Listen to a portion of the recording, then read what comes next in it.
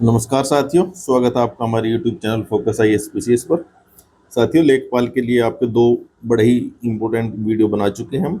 एक ग्रामीण विकास और समाज के ऊपर बनाया हुआ है, जिसमें पंचायती राज व्यवस्था और ये सब इससे लेखपाल से संबंधित जितनी भी टर्मिनोलॉजी है, जैसे भूमि मापने की इकाई और सब कुछ उसमें बता दिया गया है। और एक कंप्यूटर का बना दिया गया है। तो यहाँ से आपके 15 से 20 क्वेश्चन कवर हो जाते हैं।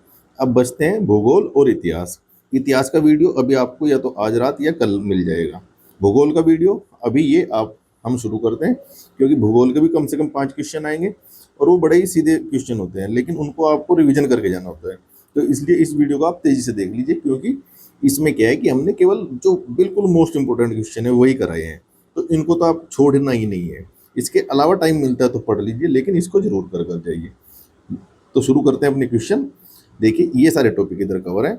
पृथ्वी एवं सौरमंडल, भौतिक भूगोल, और जो प्रमुख नदियां हैं, जलवायु, मानसून, मिट्टी और यूपी स्पेशल, और वर्ल्ड का भी, वर्ल्ड ज्योग्राफी, ये सब, एग्रीकल्चर और इन्वायरमेंट, ये सब इसमें कवर हो जाएगा आपका। 100 क्वेश्चन कराएंगे तेजी से, और आप इसको देख लीजिए वीडियो को 1 से 2 बार। देखिए, पहला क्वेश्चन क्या है। पृथ्वी का मानक देशांतर भारत के किस स्थान से गुजरता है। तो आपको पता होगा, जो हमारी टाइमलाइन होती है ये उसकी बात कर रहे हैं। तो ये कहाँ से गुजरती है? प्रयागराज के नैनी के पास से। तो इसका उत्तर हो जाएगा बी। ये सीधा सा उत्तर है, प्रयागराज नैनी के पास से होकर गुजरता है। अच्छा, जो जीरो, अगर ये पूछते हैं कि टाइमलाइन कहाँ से गुजरती है, जो मेरिडियन टाइमलाइन जिसे बोलते हैं, वो कहाँ से गुजरते हैं, तो वो यूके से गुजरते हैं, लंदन का ग्रीनविच लैब से गुजरती है। और ये जैसे लंदन आपको पता ही है हमारे वेस्ट में, और यहाँ भारत है ना। तो यहाँ से यहाँ तक जो होता है, ये 82.5 डिग्री यहाँ आता है, और ये भारत के यहाँ से गुजरते हैं प्रयागराज से। और लगभग कितना होता है हमारे यहाँ? 5 घंटे 30 मिनट हम उनसे आगे होते हैं, क्योंकि सूरज इधर से निकलेगा। तो हमारे यहाँ पहले दिन निकलेगा, फिर जैसे जैसे आगे बढ़ेंगे, फिर यहाँ लंदन जब तक जाएगा तब तक हमारा टाइम क्या है? 5.5 घंटे आगे हो चुका होगा लंदन से। अर्थात अगर वहाँ दिन के 12 बजे हैं दोपहर के, तो हमारे यहाँ शाम के 5:30 बजे होंगे। आगे देखते हैं। कर्क रेखा आपको पता ही, भारत के लगभग मध्य से गुजरती है, गुजरात से होती हुई। तो गुजरात से होते हुए गुजरती है, ये तो ठीक है। ये पूछा कितने राज्यों से गुजरती है, तो इसका उत्तर सीधा है 8 राज्यों से। आप याद कर लीजिए कौन कौन सा है। देखिए, सबसे पहले इधर गुजरात है, और राजस्थान का छोटा सा पार्ट इससे, छोटा सा पार्ट यहाँ है राजस्थान का, उससे निकलती है गुजरात, राजस्थान। उसके बाद आएगा एमपी, आपको पता ही है। फिर ऐसे छत्तीसगढ़ आता है। छत्तीसगढ़ के बाद क्या है? बिहार ऊपर रह जाएगा, ये झारखंड से निकलेगी। उसके बाद फिर आपको पता ही वेस्ट बंगाल, ये पूरा ऐसा फैला हुआ है, वेस्ट बंगाल से निकलेगी।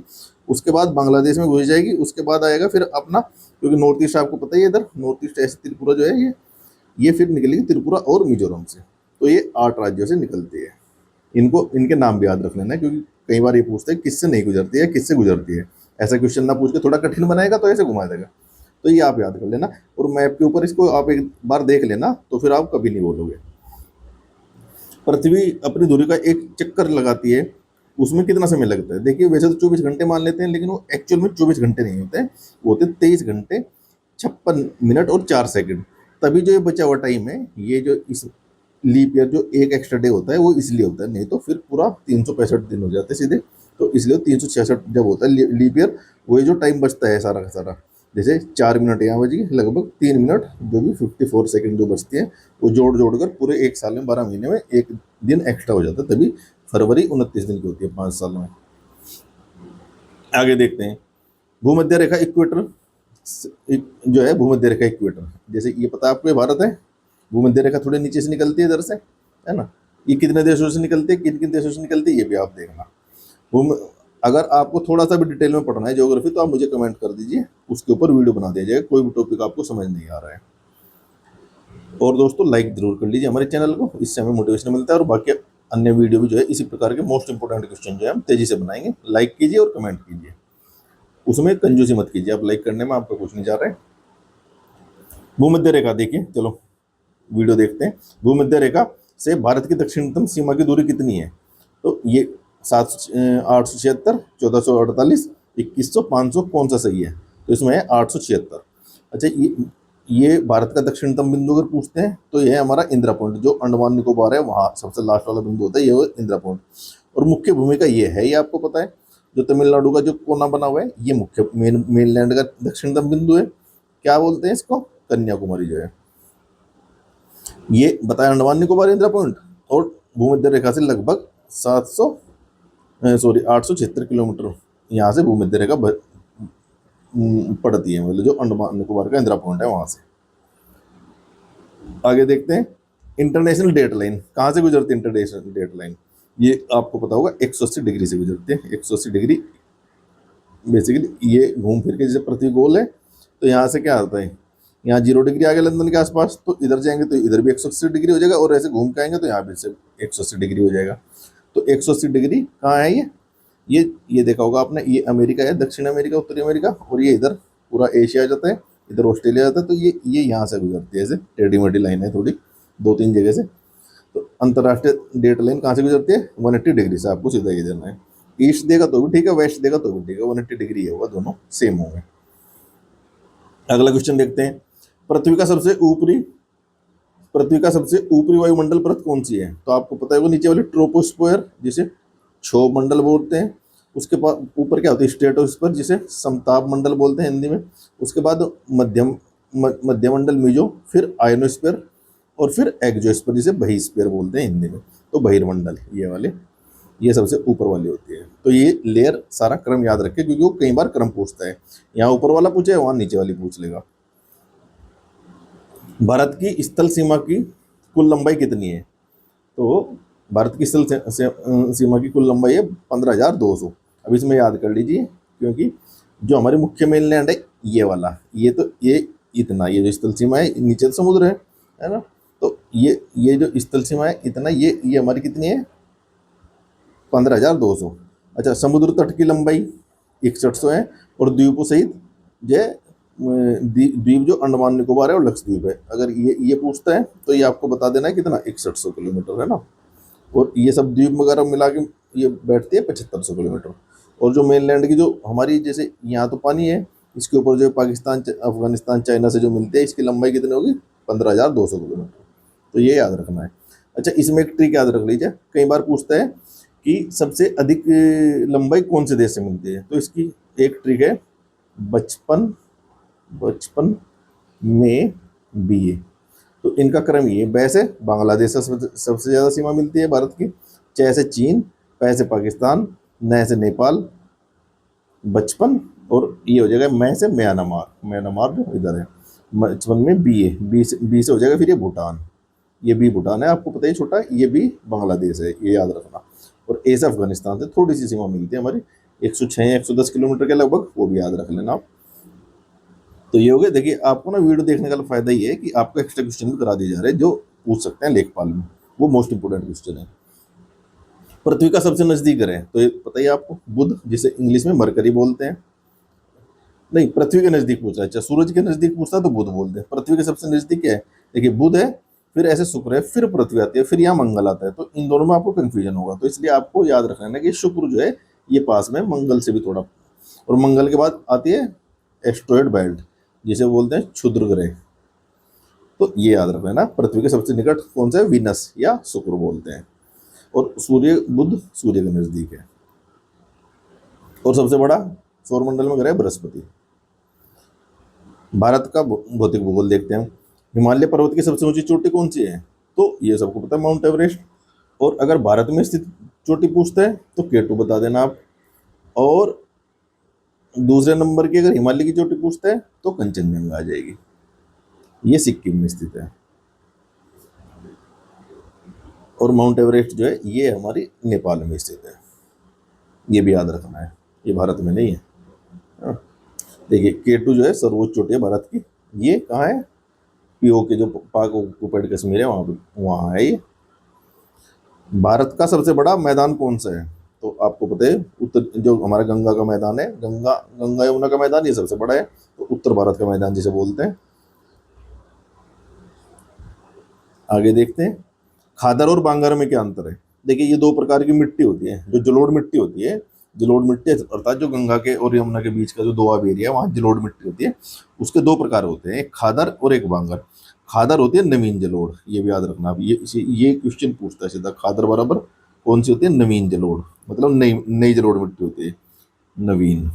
और बांगर जो होती है ये होती है पुरानी जलोढ़ मिट्टी, क्योंकि जलोढ़ मिट्टी के दोनों प्रकार हैं, तो इसको याद रख लीजिए आप, ये। अब आगे चलते हैं।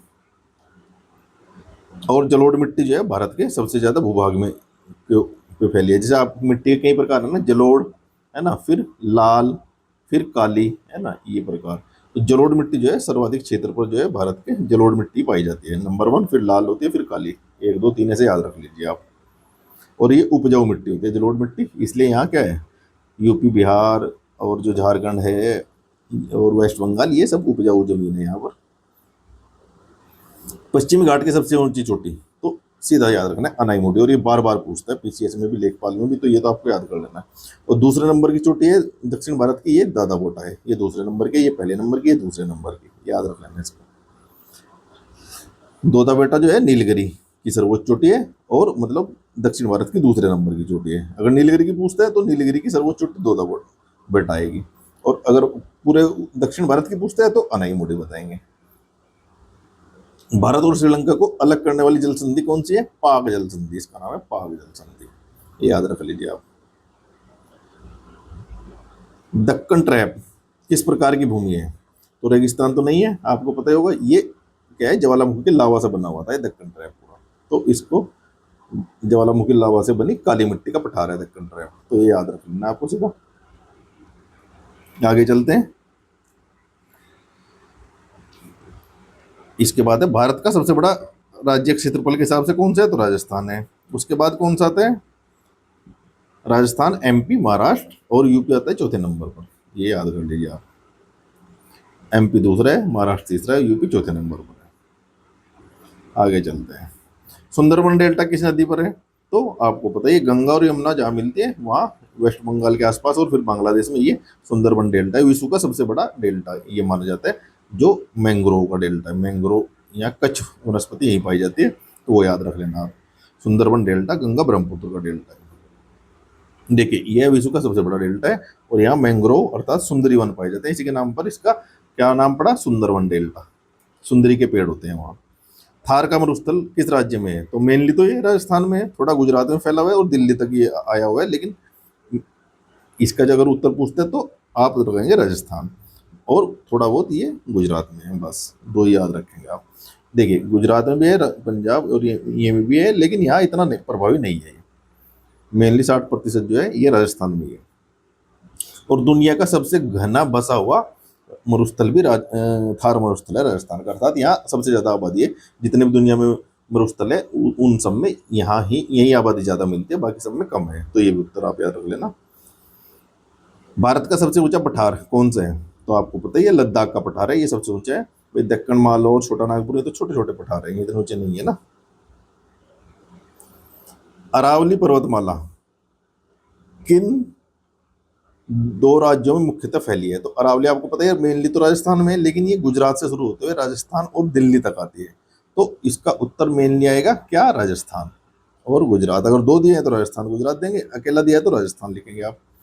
तो और तीसरा राज्य पूछता है तो हरियाणा तक ये देखिए फैला हुआ है, और इसमें एक यूनियन टेरिटरी अर्थात दिल्ली भी आ जाएगी। नर्मदा और तापी नदियाँ किस दिशा में बहती है? तो आपको ये पता होगा, ये नर्मदा अमरकंटक के पठार से होती है, ये उल्टी दिशा में बहती है इधर अरब सागर की, क्योंकि ज़्यादातर नदियाँ बंगाली की खाड़ी में गिरती है, बे ऑफ बंगाल में, लेकिन नर्मदा और तापी ऐसे ही गिरती है अरब सागर में इधर। तो ये कौन सी दिशा होगी? पूरब से पश्चिम की ओर बह रही है, तो पूरब से पश्चिम की ओर इसका उत्तर हो जाएगा। आगे देखते हैं। भारत की सबसे लंबी नदी कौन सी है? तो गंगा माता, यह तो पता ही है आपको। भारत में इसकी लंबाई लगभग कितनी है? 25-25 किलोमीटर, ऐसे याद रख लीजिए, 25-25 किलोमीटर। कुल लंबाई इसकी ज़्यादा है, क्योंकि ये आगे बांग्लादेश में भी चली गई है ना। फिर मलाबार तट किस राज्य के तट को बोलते हैं? तो ये बोलते हैं केरल वाला जो तट है, इसको मलाबार तट बोलते हैं। और ये जो गोवा के आसपास है, यहाँ से लेकर महाराष्ट्र गोवा, इसे कोंकण तट बोलते हैं। और फिर उसके बाद ये कर्नाटक का जो तट आता है, कोंकण से, गोवा से लेकर ये यहाँ तक मंगलोर तक, ये कन्नड़ तट इसे बोलते हैं। और इसको पूरे को पश्चिमी तट बोलेंगे, इसको पूर्वी तट बोलते हैं। सर सारा पूर्वी तट का भी ऐसे ही भाग है, वो याद कर लेना आप। कोरोमंडल तट है इसका, और ये इधर उड़ीसा के आसपास उत्तरी सरकार तट है, तो वो भी याद कर लेना है। गंगा नदी का उद्गम स्थल कौन सा है? तो गंगोत्री हिमनद जो गंगोत्री हिमनद है वो इसका उद्गम स्थल है, वहां से ये शुरू होती है। गोमुख जिसे बोलते हैं, वहां इसका नाम भागीरथी है। आगे देखते हैं यमुना नदी गंगा नदी में कहाँ मिलती है, तो सबको पता है हमारे प्रयागराज में, जहाँ कुंभ का मेला लगता है।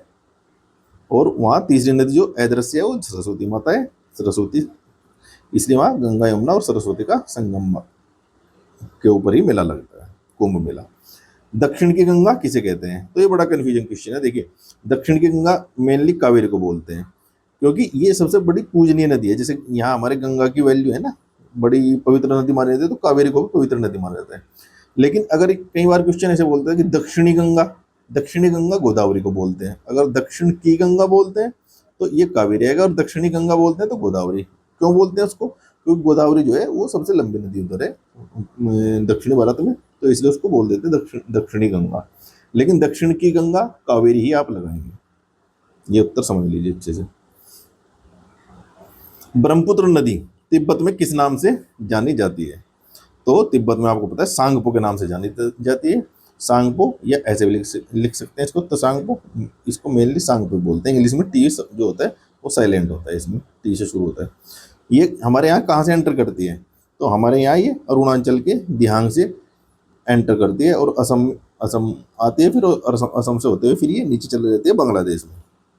और विश्व का जो सबसे बड़ा ये जो है डेल्टा है, नदी का जो डेल्टा है माजुली द्वीप, ये असम में है, और ये ब्रह्मपुत्र नदी का ही वो है, क्या बोलते हैं उसके, द्वीप है। तो यहाँ असम के अंदर ना ब्रह्मपुत्र नदी ऐसे दो भागों में होगी, यहाँ द्वीप है। तो ये जो द्वीप है ये यहाँ लोग रहते हैं, तो ये विश्व नदी का, किसी नदी का जो सबसे बड़ा द्वीप है, आइलैंड जिसे बोलते हैं, नदी के बीच में जो बना हुआ है। हीराकुंड बांध, हीराकुंड डैम जो है किस नदी पर है, तो ये बहुत पूछते हैं, महानदी पर है, ये याद रख लीजिए आप। और ये उड़ीसा में है, ये बड़ा मोस्ट इंपोर्टेंट है। ये भारत का सबसे लंबा बांध, अर्थात 4.8 किलोमीटर लंबा है। महानदी छत्तीसगढ़ से निकलकर उड़ीसा में होती हुई बंगाली खाड़ी में गिरती है, याद रखेंगे आप। देखिए व्याख्या जरूर पढ़ लेना, इसमें से भी 1-2 क्वेश्चन मिलेगा आपको सीधा। कावेरी जल विवाद किन दो राज्यों के मध्य है, तो ये तो तमिलनाडु और कर्नाटक है। ये क्वेश्चन इतना इंपॉर्टेंट नहीं है, आगे चलते हैं। गोदावरी नदी किस जिले से निकलती है और कहाँ मिलती है, गोमती नदी आपको पता है ये फुल्लर झील से निकलती है। ये मैदानी भाग से निकलने वाली ये अकेली नदी है किसकी, यूपी की। बाकी तो सब कहाँ से निकलते हैं भाई, पर्वतों से निकलती है, कुछ नेपाल से निकलती है, कुछ हिमालय पर्वत से निकलती है हमारी साइड से। तो ये मैदानी भाग से निकलते हैं फुल्लर नदी। और गंगा में कहाँ मिलते हैं, गाजीपुर में। और गोमती नदी आपको पता ही है, गोमती नदी कहाँ से निकल होते हुए लखनऊ, सुल्तानपुर और जौनपुर से होती है गाजीपुर के पास ये मिल जाती है। ये याद रखना है ना, कौन कौन से गोमती नदी के किनारे बसे शहर हैं, ये पूछता है आए हो ना, लेखपाल में पूछ सकता है, तो ये सारे याद रखना चारों। सरयू या घाघरा नदी यूपी के किस धार्मिक नगर के पास से बहती है, तो राम मंदिर आपने अभी सुना, ये कितना चर्चा में। और ऐसी मान्यता है कि जो हमारे लक्ष्मण थे, श्री राम के छोटे भाई, उन्होंने सरयू नदी में कूदकर अपना जो है प्राण त्यागे थे, तो अयोध्या से निकलती है, ये याद रखना आप। अयोध्या सरयू नदी के तट पर है, ये बड़ा फेमस है, और आपको पता भी होगा यह नदी तिब्बत से निकलती है, और बाराबंकी गोंडा होते बिहार में गंगा में जाकर मिल जाती है। आगे देखते हैं, भारत की सबसे बड़ी कृत्रिम झील कौन सी है, ये इंदिरा सागर जो है, ये कृत्रिम झील सबसे बड़ी है। वैसे ये गोविंद पंत सागर जो है वो है सबसे बड़ी झील, ये गलत दिया है इसमें, आप इसको देख लेना, जहाँ तक मुझे पता है गोविंद बल्लभ पंत सागर है, ये गलत दिया उत्तर। चलो आगे देखते हैं, शारदा या कालीगंगा नदी यूपी के किस क्षेत्र में बहती है, तो आपको पता है ये तराई क्षेत्र में बहती है, पीलीभीत, खीरी, लखीमपुर खीरी जो है वहाँ से ये बहती है। कौन सी, शारदा या कालीगंगा। अब जलवायु के ऊपर क्वेश्चन देखते हैं, 10-12 क्वेश्चन इधर देखते हैं। भारत में मानसून का प्रवेश सर्वप्रथम किस राज्य में होता है, तो नीचे से आता है, आपको पता है ये मानसून इधर से आता है, दक्षिण पश्चिम मानसून। तो सबसे पहले ये कहाँ, केरल तट से टकराता है, तो ये केरल में आता है सबसे पहले। और ये ना, ये भी देख लीजिए आप, ये 2 भागों में बढ़ जाता है, यहाँ से जब दक्षिण पश्चिम मानसून होता है, ये केरल तट से टकराता है, इधर मुड़ जाता है, और कुछ इधर मुड़ता है, तो इसको बोलते हैं अरब सागर की शाखा। और इसको बोलते हैं बे ऑफ बंगाल, अर्थात बंगाल की जो खाड़ी है उसकी शाखा। तो जब अपना यूपी आता है तो अपने यूपी में ये वाले नहीं आती है, अरब सागर की शाखा नहीं आती है मानसून की, हमारे इधर आती है ये बंगाल की खाड़ी से जो आ रही है। तो ये क्वेश्चन ही पूछता है कि यूपी में जो है कौन सी शाखा से मानसून होता है। तो ये बंगाली खाड़ी की जो शाखा है उससे, उधर से जो मानसून आता है उससे यूपी में मानसून होता है। इसलिए क्या होता है कि जब मानसून इधर से इधर चलेगा, इधर गोरखपुर में सबसे अधिक बारिश होगी और मथुरा तक जाते जाते धीमा पड़ जाएगा, और मथुरा में सबसे कम बारिश होती है दक्षिण पश्चिम मानसून से। ये भी याद रखना ना, ये क्वेश्चन पूछता है आयोग। और 1 जून के आसपास ही प्रवेश करता है, ये याद रखेंगे आप। विश्व में सर्वाधिक वर्षा वाला स्थान कौन से है? तो ये पहले चेरापूंजी था, अब उसको बदलकर क्या हो गया, मानिसराम मेघालय। अब चेरापूंजी दूसरे नंबर पर आ गया है।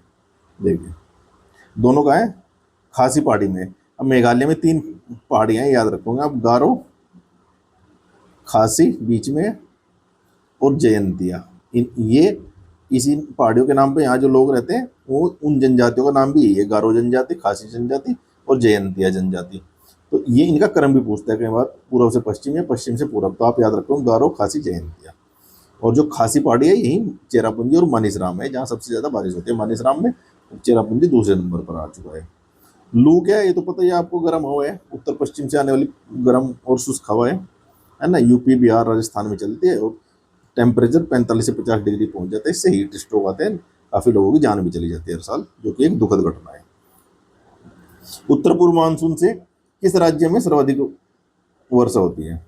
तो एक ये तो हो गया दक्षिण पश्चिम मानसून, एक होता है उत्तर पूर्व जो उत्तर से आ रहा है और पूर्व से आ रहा है। तो इस ये सर्दियों में आता है। ये क्या होता है, लौटता हुआ मानसून जिसे बोलते हैं। ये करता है चेन्नई के आसपास सबसे ज्यादा बारिश इधर से। ये तो भाई केरल भी करेगा, तमिलनाडु भी करेगा, जहां तक भी जाएगा करेगा, लेकिन ये ऐसे घूम के आता है तो ये यहाँ करता है तमिलनाडु, वही चेन्नई के आसपास। तो उत्तर, ये पढ़ लीजिए, उत्तर पूर्व मानसून जो है अक्टूबर से दिसंबर के बीच आता है, तमिलनाडु में सर्वाधिक वर्षा होती है। तो ये सीधा सीधा पूछते हैं, कई बार ये पूछते हैं कि तमिलनाडु में किस मानसून से सर्वाधिक वर्षा होती है। तो इसका नाम जो है, इसका जो उत्तर है आपको लगाना पड़ेगा उत्तर पूर्व मानसून। अच्छा जब ये आएगा ऐसे तो ये बंगाली खाड़ी से नमी ले लेता है और फिर यहाँ नमी छोड़ देता है, इसलिए वहाँ बारिश ज्यादा होती है। अल नीनो, ये न्यूज में है तो इसे जरूर पढ़ेंगे। भारत पर क्या प्रभाव पड़ता है? देखिए जब भी अल नीनो होता है तो हमारा मानसून कमजोर होता है, और इसका उल्टा जब भी ला नीनो आता है तो मानसून अत्यधिक होता है, मतलब बारिश ज्यादा होती है, बाढ़ वगैरह आती है। और जब अल नीनो होगा तो सूखा आएगा। तो सामान्य से कमजोर या देर करने वाला मानसून, ये हर 5 साल में एक बार आने के इसके चांस होते हैं। जरूरी नहीं 5 में, 6 में भी आ सकते हैं, 4 में भी आ सकते हैं, लेकिन औसतन 5 में आता है। भारत में सबसे कम वर्षा कहाँ होती है? तो राजस्थान में होगी, और राजस्थान में कहाँ पर? जैसलमेर में। ये याद रखेंगे आप। आगे देखते हैं। यूपी में ग्रीष्म ऋतु में चलने वाली आंधी को स्थानीय भाषा में क्या कहते हैं?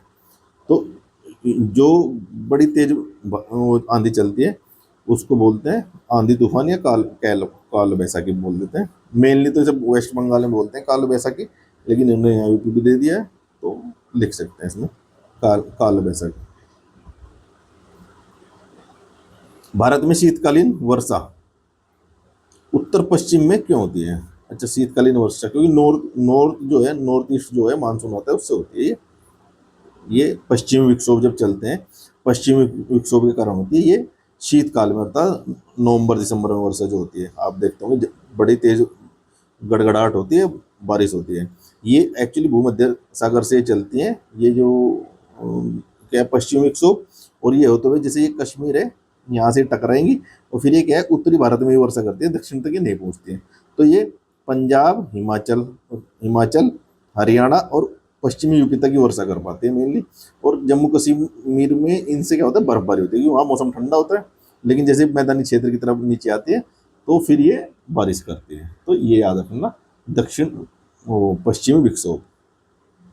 ये इंडिया में क्या है ना, मेनली 3 प्रकार की बारिश होती है, याद कर लीजिए आप कंसेप्ट। एक तो हमारा जो मेन मानसून होता है ये होता है दक्षिण पश्चिम मानसून, ये इधर से इधर आता है, इसलिए ये ज़्यादातर मानसून की वर्षा तो इसी से होती है, जो जून जुलाई अगस्त सितंबर तक होती है।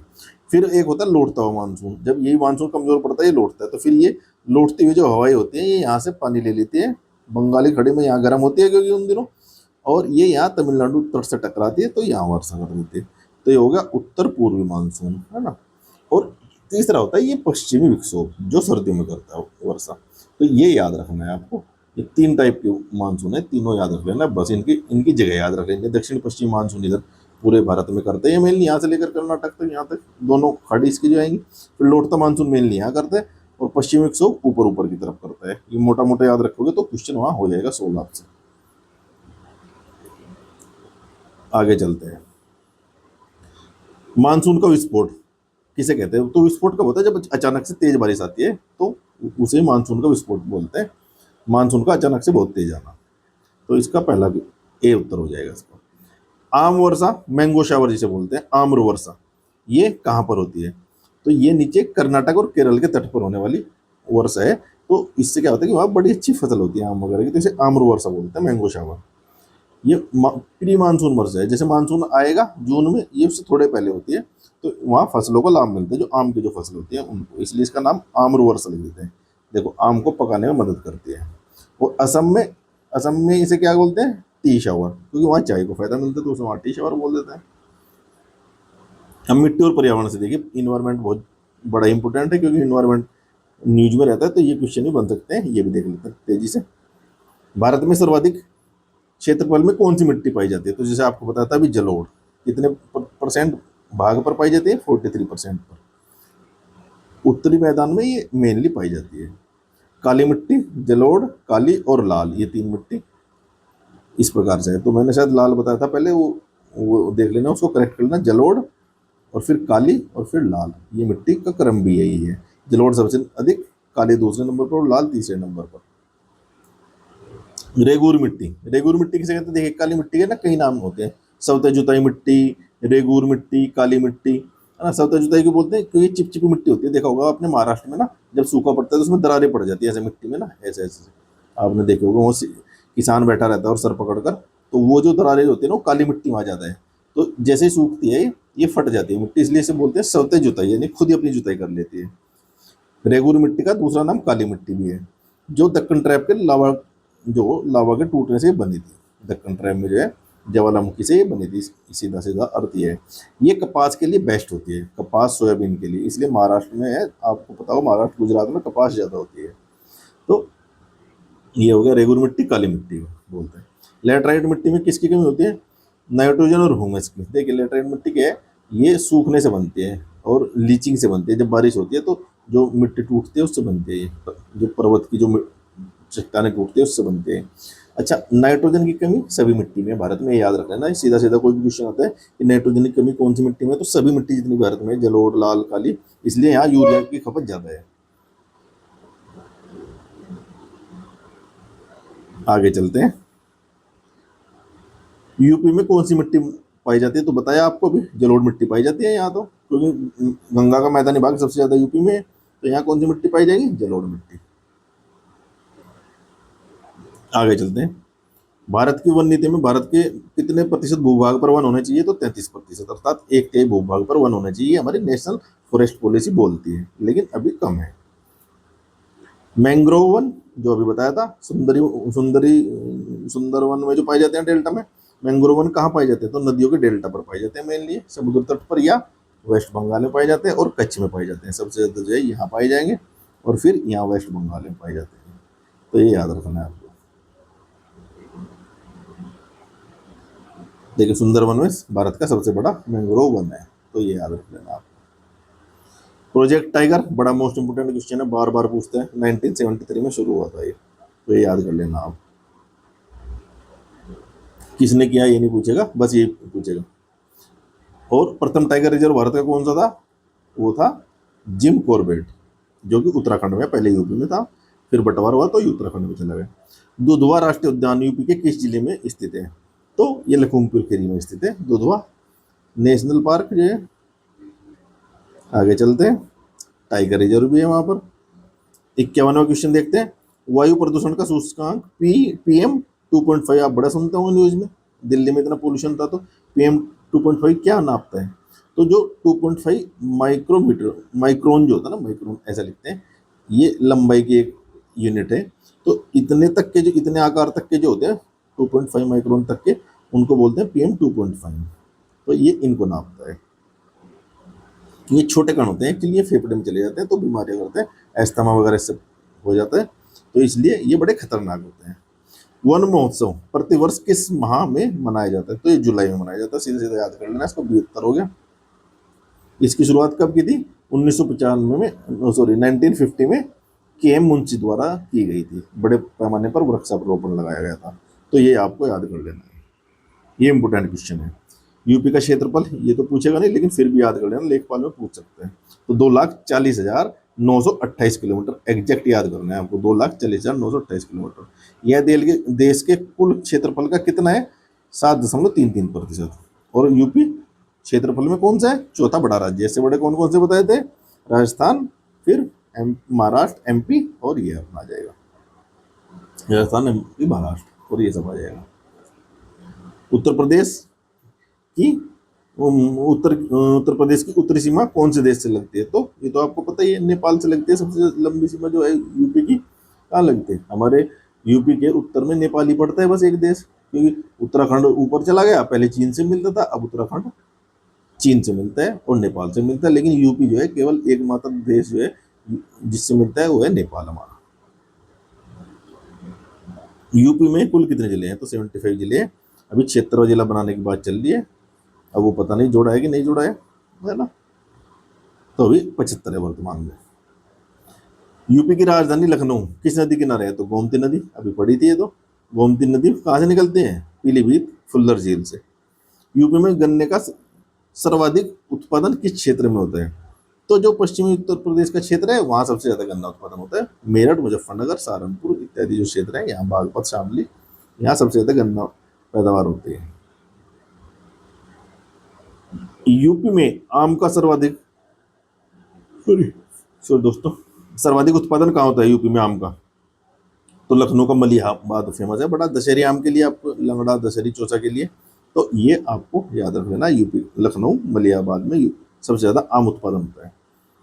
बनारसी साड़ी, तो ये तो पता ही है, इसका नाम से बनारस है, तो ये बनारस का उत्पाद है। ओडीओपी भी पूछते हैं कई बार, जैसे मेरठ का क्या है? खेल का सामान है। सहारनपुर का क्या है? वुडन क्राफ्ट है, जो लकड़ी का सामान होता है। ये सब याद रखना है। ओडीओपी कौन सा कहाँ कहाँ का है? संभल के सींग है, हाथरस का हींग है ना, अलीगढ़ के ताले हैं, मुरादाबाद का पीतल है, पीतल के उत्पाद जो है। चिकनकारी पता है आपको, लखनऊ का फेमस है। तो 60वां क्वेश्चन भी हो गया हमारा।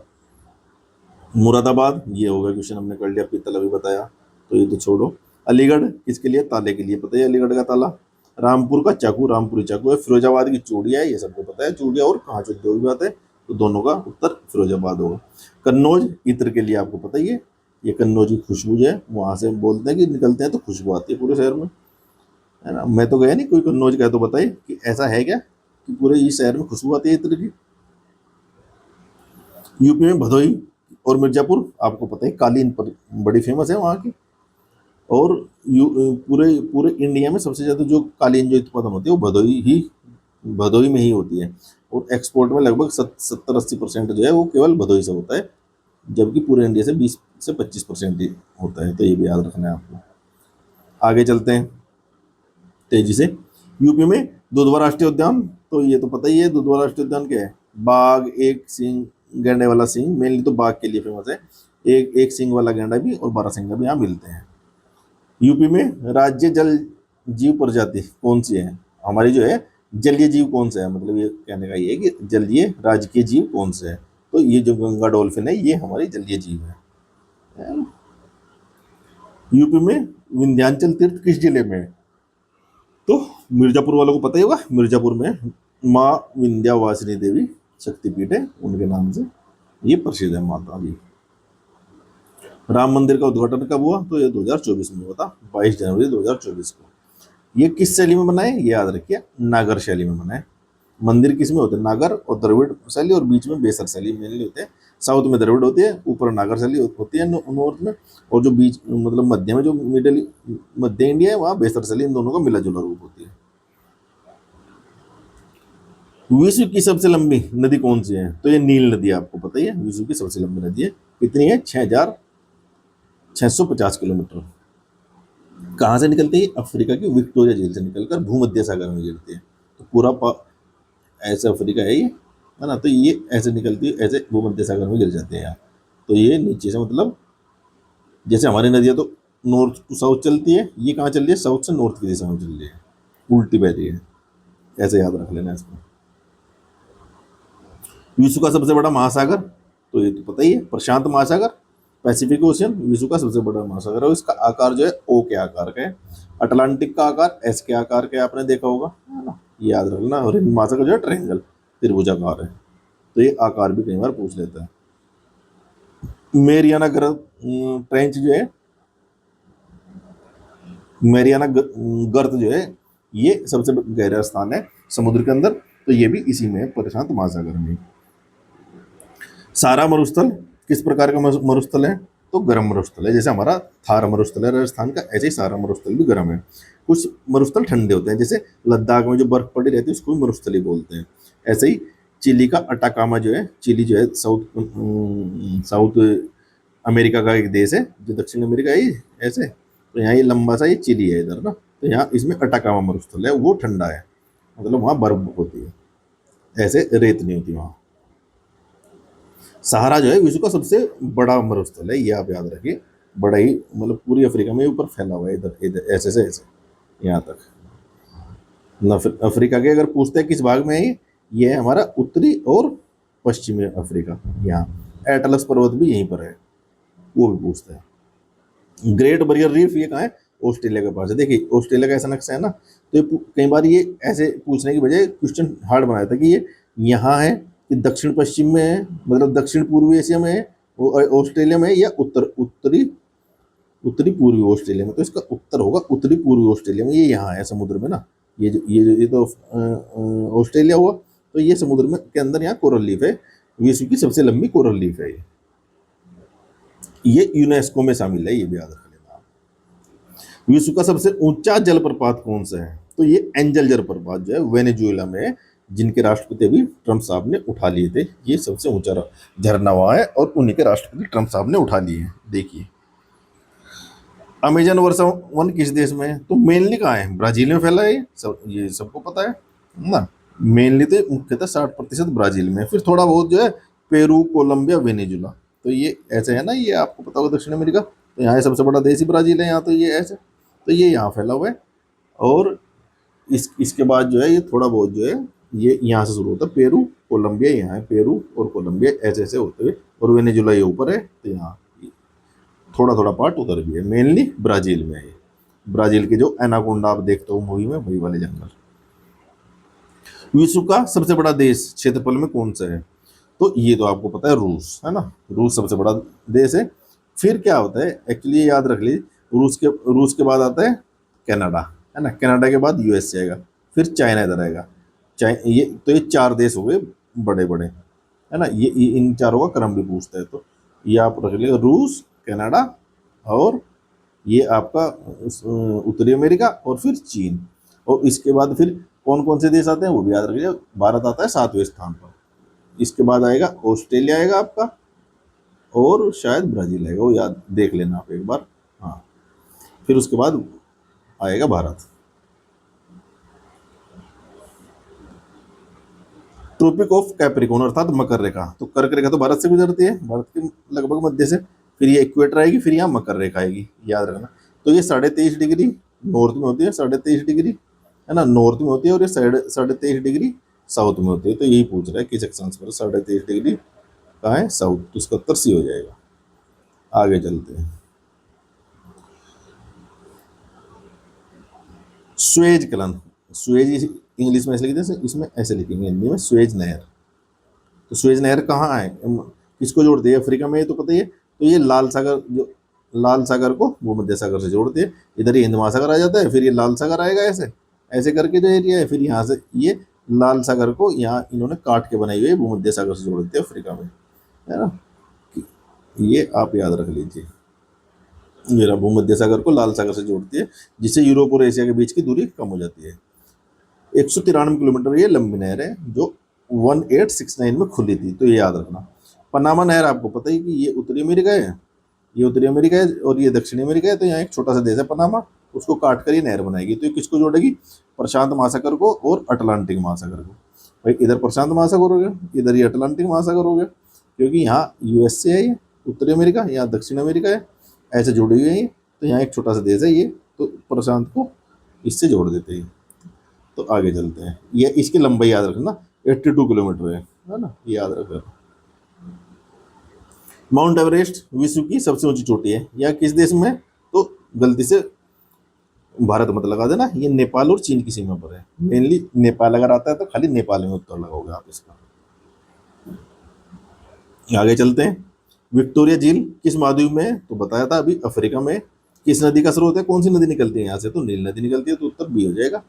ये रहा, ये देखिए, ये जो विक्टोरिया नदी है एक्चुअली, इसके विक्टोरिया झील जो है इसके, ये किन किन देशों से घिरी है, कई बार ये पूछता है। तो युगांडा, तंजानिया और केन्या, ये इस देश की सीमा बनाते हैं।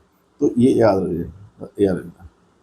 रख लेना आप, ये ऐसे याद रखिए मैंने, कुर्ता है ना, कुर्ता करके ना, केन्या, युगांडा और टीए से तंजानिया। मानसून शब्द की उत्पत्ति, तो ये अरबी शब्द है मानसून, मौसम से बना हुआ है। आगे चलते हैं, भारत का सर्वाधिक गेहूं उत्पादन राज्य, तो अपना यूपी। यूपी किस चीज में? गेहूं, गन्ना, चावल, इन सब में यूपी हमेशा नंबर 1 रहता है। और दूसरे नंबर पर जो है गेहूं में पंजाब है, और तीसरे स्थान पर कौन है? हरियाणा। ये भी याद रख लीजिए। ये रबी की फसल है, आपको पता ही है। अक्टूबर नवंबर में सर्दियों के टाइम बोई जाती है और मार्च अप्रैल में काटी जाती है गेहूं। रबी की प्रमुख फसल यही है। हरित क्रांति मुख्यतः किस फसल से संबंधित है? तो हरित क्रांति जब हुई थी उसमें गेहूं और चावल ही ज्यादा उगाए गए थे, और इनके जनक कौन थे? एम.एस. स्वामीनाथन। ये पिछली वीडियो में बताया गया है। ये इंपॉर्टेंट क्वेश्चन है, याद रख लेना। भारत में चाय का सर्वाधिक उत्पादन कहाँ होता है? असम में। ये याद रख लेना आप। आगे चलते हैं, अब कृषि और खनिज से कुछ और क्वेश्चन देख लेते हैं। झारखंड किस खनिज के लिए प्रसिद्ध है? तो झारखंड में कोयला की खदानें बहुत ज्यादा है ना, आपको पता हो। तो कोयला में नंबर 1 पर है उत्पादन में झारखंड। ये सबसे, ये याद रखना, मोस्ट इंपोर्टेंट क्वेश्चन है। खेतड़ी राजस्थान तो किस चीज के लिए फेमस है? ये तांबे के लिए फेमस है, ये याद रखना। खेतड़ी राजस्थान, राजस्थान में बहुत सारे क्या है, खनिज वहां मिलते हैं। भारत में कावेरी बेसिन मुख्यतः किस राज्य में स्थित है?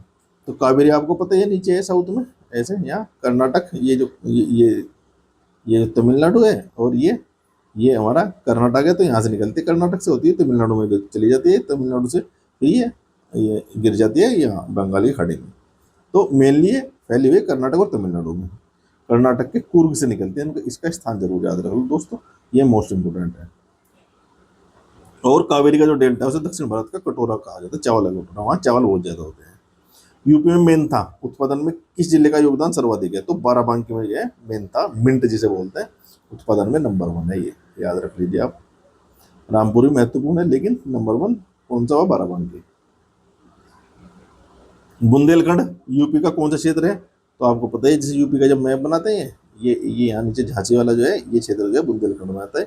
ये वाला है, ये याद रखना। इसके सारे 7 जिले जो हैं वो याद रख लेना, कौन कौन से हैं। ये नीचे झांसी है, फिर सॉरी नीचे, सबसे नीचे ललितपुर है, फिर झांसी है, फिर ये जालौन, हमीरपुर, महोबा, चित्रकूट, ये सब याद रख लेना आप।